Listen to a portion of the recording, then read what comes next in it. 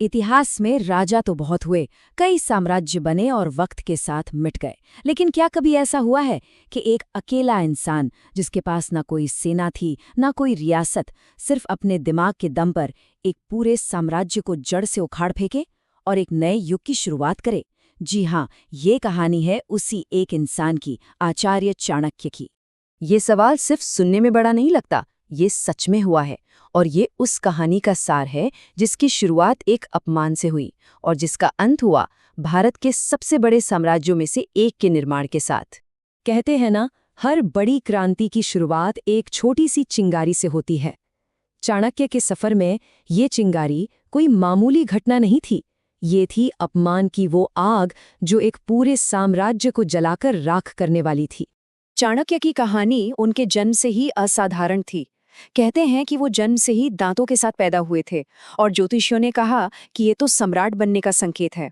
लेकिन उनके पिता ये नहीं चाहते थे कि उनका बेटा सत्ता के अहंकार में अंधा हो जाए, तो उन्होंने एक ऐसा कदम उठाया जिसके बारे में सोचना भी मुश्किल है। उन्होंने अपने ही बेटे के दांत तुड़वा दिए। उन्होंने सम्राट की किस्मत को एक किंग मेकर की किस्मत में बदल दिया। जैसे जैसे चाणक्य बड़े हुए, लोगों ने उनके बाहरी रूप का बहुत मजाक उड़ाया। उन्हें कुरूप कहा गया, तिरस्कृत किया गया। लेकिन चाणक्य ने बहुत पहले ही समझ लिया था कि असली ताकत शरीर में नहीं, बुद्धि में होती है। और उन्होंने अपनी बुद्धि को ही अपना सबसे बड़ा हथियार बना लिया, एक ऐसी तलवार जो दिखाई नहीं देती थी। ज्ञान की यही खोज चाणक्य को ले आई पाटलिपुत्र, जो उस समय के सबसे शक्तिशाली साम्राज्य मगध की राजधानी थी। वहां का राजा था धनानंद, अपनी दौलत और ताकत के नशे में चूर। जब उसने एक साधारण से दिखने वाले ब्राह्मण को ज्ञानियों के लिए रखे आसन पर बैठे देखा तो उसका अहंकार जाग उठा। चाणक्य ने धनानंद को सिकंदर के बढ़ते खतरे से आगाह करने की कोशिश की, लेकिन राजा ने उनकी बात सुनने की बजाय उनका मजाक उड़ाया। और सिर्फ इतना ही नहीं, अपने सैनिकों को हुक्म दिया कि उन्हें घसीटकर महल से बाहर फेंक दिया जाए। इसी धक्का मुक्की में उनकी शिखा, जो एक ब्राह्मण के सम्मान का प्रतीक होती है, वो खुल गई। महल की सीढ़ियों पर अकेले और अपमानित चाणक्य ने वो प्रतिज्ञा ली जिसने इतिहास का रुख ही मोड़ दिया। ये सिर्फ गुस्से में कहे गए शब्द नहीं थे, ये एक निहत्थे ब्राह्मण का उस समय के सबसे अमीर राजा के लिए लिखा गया डेथ वारंट था। प्रतिज्ञा तो ले ली गई, लेकिन एक साम्राज्य को उखाड़ फेंकना किसी अकेले इंसान के बस की बात तो थी नहीं। चाणक्य को एक योजना से ज्यादा एक हथियार की जरूरत थी। उन्हें एक ऐसा चेहरा चाहिए था जिसे वो राजा बना सके। और यहीं से शुरू हुई एक राजा की खोज। जंगल में भटकते हुए चाणक्य ने कुछ बच्चों को खेलते देखा।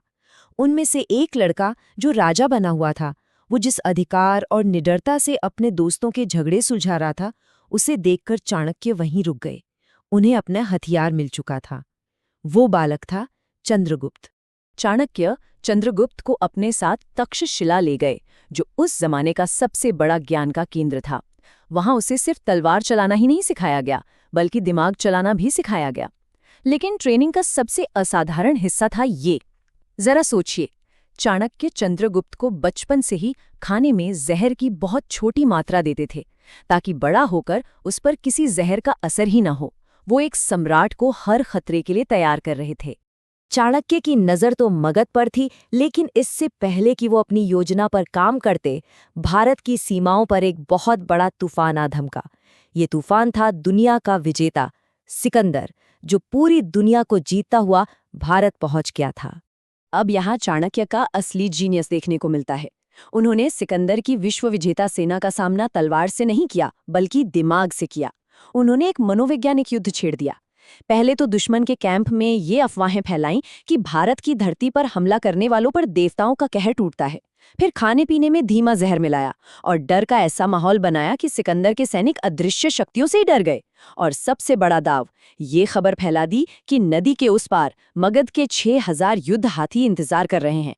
और नतीजा क्या हुआ? सिकंदर, जिसे कोई नहीं हरा सका, उसे एक ब्राह्मण की कूटनीति से हार माननी पड़ी। उसकी थकी हारी सेना ने आगे बढ़ने से इनकार कर दिया और सिकंदर को वापस लौटना पड़ा। बिना एक भी तीर चलाए भारत एक बहुत बड़े खतरे से बच गया। बाहरी खतरा तो टल गया था। अब चाणक्य का पूरा ध्यान वापस अपने असली लक्ष्य पर था। वो सिंहासन जिसने उनका अपमान किया था, और वो राजा जिसने उनका तिरस्कार किया था। अब बारी थी मगध के पतन की। चाणक्य ने जल्दबाजी में मगध की राजधानी पर सीधा हमला किया और बुरी तरह हार गए। हारकर जंगल में छिपते हुए उन्होंने एक माँ को अपने बच्चे को डांटते सुना, मूर्ख, गरम खिचड़ी को बीच से खाएगा तो हाथ जलेगा ही, किनारे किनारे से खा। बस उसी एक पल में चाणक्य को अपनी गलती का एहसास हो गया। साम्राज्य को केंद्र से नहीं बल्कि सीमाओं से जीतना होगा। इस नई रणनीति के साथ चाणक्य ने एक ऐसी सेना बनाई जो किसी राजा के पास नहीं थी। इसमें डाकू और बागी थे जो गुरिल्ला युद्ध में माहिर थे। उन्होंने दूसरे राजाओं से संधिया की और सबसे घातक, उन्होंने धनानंद के महल के अंदर ही जासूसों और विषकन्याओं का एक जाल बिछा दिया, जिससे राजा को अपने सबसे करीबी लोगों पर भी भरोसा नहीं रहा। महीनों तक पाटलिपुत्र को घेरने के बाद जब शहर के अंदर अराजकता फैल गई, चंद्रगुप्त की सेना आंधी की तरह दाखिल हुई। धनानंद को हराया गया और चाणक्य ने उसी सिंहासन के सामने अपनी खुली हुई शिखा को बांधा जिसे नष्ट करने की उन्होंने कसम खाई थी। उनकी प्रतिज्ञा पूरी हुई। धनानंद का अंत तो हो चुका था, लेकिन चाणक्य का काम अभी खत्म नहीं हुआ था। विनाश करना एक बात है, निर्माण करना बिल्कुल दूसरी। अब असली चुनौती थी एक बिखरे हुए महाद्वीप को जोड़कर अखंड भारत का निर्माण करना। जब सिकंदर का सेनापति सेल्यूकस अपनी हारी हुई जमीन वापस लेने आया तो चंद्रगुप्त ने उसे युद्ध में फिर हराया। लेकिन चाणक्य ने दुश्मन को खत्म करने के बजाय उसे एक रिश्तेदार बना लिया। उन्होंने एक विवाह संधि करवाई जिसके बदले में सेल्यूकस ने बिना और खून खराबे के आज के अफगानिस्तान और पाकिस्तान का एक बहुत बड़ा हिस्सा मौर्य साम्राज्य को सौंप दिया। यह तलवार से नहीं, कूटनीति से जीती गई एक बड़ी जीत थी। साम्राज्य में शांति थी, लेकिन चाणक्य की सतर्कता कभी कम नहीं हुई। वो चंद्रगुप्त को जहर से बचाने के लिए उसके भोजन में जहर मिलाते रहे, और इसी सतर्कता ने एक दिन एक बड़ी त्रासदी को जन्म दिया। हुआ ये कि एक दिन गर्भवती रानी दुर्धरा ने अनजाने में चंद्रगुप्त की थाली से एक निवाला खा लिया। जहर ने तुरंत असर किया। रानी को मरता देख चाणक्य ने राजवंश को बचाने के लिए अपनी तलवार से उसका पेट चीर दिया और बच्चे को सुरक्षित बाहर निकाल लिया। उस बच्चे का नाम पड़ा बिंदुसार, क्योंकि जहर की एक बूंद उसके माथे पर लग गई थी। चाणक्य ने उस दिन राजवंश को तो बचा लिया, लेकिन यही घटना बाद में उनके दुखद अंत की वजह बनी। हर कहानी का एक अंत होता है, लेकिन चाणक्य की कहानी अंत के बाद भी जारी रही। कई साल बीत गए। बिंदुसार अब राजा था। तब एक ईर्ष्यालु मंत्री ने राजा के मन में जहर घोल दिया। उसने आधी अधूरी सच्चाई बताई कि कैसे चाणक्य उसकी मां की मौत के लिए जिम्मेदार थे। बिंदुसार, जिसने पूरी जिंदगी अपने गुरु पर भरोसा किया था, अब उन्हीं के खिलाफ हो गया। जिस व्यक्ति ने एक साम्राज्य बनाया, वो उसी साम्राज्य से अपमानित होकर सब कुछ छोड़कर चला गया। उस मंत्री सुबंधु को लगा कि उसने चाणक्य को खत्म कर दिया। उसने उनकी झोपड़ी में आग लगा दी, लेकिन चाणक्य का दिमाग मृत्यु के बाद भी काम कर रहा था।